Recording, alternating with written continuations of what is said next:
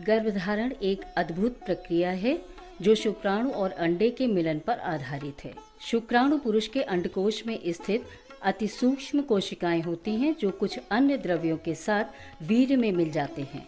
वीर्यपात के समय यही वीर्य द्रव्य के रूप में पुरुष के लिंग से बाहर निकलता है। अंडे महिला के अंडाशय में रहते हैं। मासिक धर्म को नियंत्रित करने वाले हार्मोन्स हर महीने अंडों को भी परिपक्व करते हैं। यही हार्मोन्स गर्भाशय की परत को मोटा और गद्देदार बनाकर उसे संभावित गर्भधारण के लिए तैयार करते हैं। हर महीने अंडाशय से एक परिपक्व अंडा बाहर निकलता है। इस प्रक्रिया को ओव्यूलेशन या अंडोत्सर्जन कहते हैं। ये अंडा फैलोपियन ट्यूब के द्वारा गर्भाशय में जाता है, जिसमें 12 से 24 घंटे का समय लगता है। वीर्य जब योनि में प्रवेश करता है तो शुक्राणु अंडे की तलाश में गर्भाशय ग्रीवा, गर्भाशय या फैलोपियन ट्यूब में जा सकते हैं।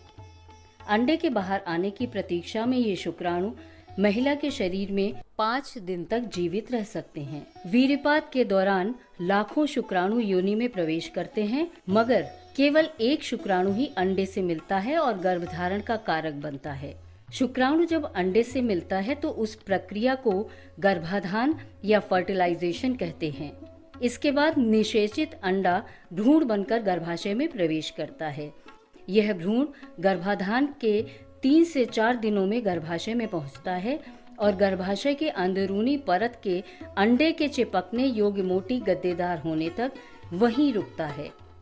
भ्रूण का गर्भाशय की अंदरूनी परत में धंस जाना ही गर्भधारण की शुरुआत है, जिसे इम्प्लांटेशन कहते हैं। इस प्रक्रिया को पूरा होने में 3 से 4 दिन का समय लगता है। आधे से ज्यादा निषेचित अंडे गर्भाशय की परत में नहीं धंस पाते हैं और वो मासिक धर्म के साथ शरीर से बाहर निकल जाते हैं। गर्भाशय में भ्रूण के आरोपण के बाद महिला का शरीर गर्भावस्था हेतु हार्मोन्स बनाना शुरू कर देता है।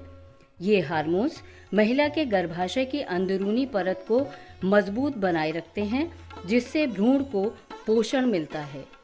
गर्भधारण के दौरान मासिक धर्म भी नहीं आता।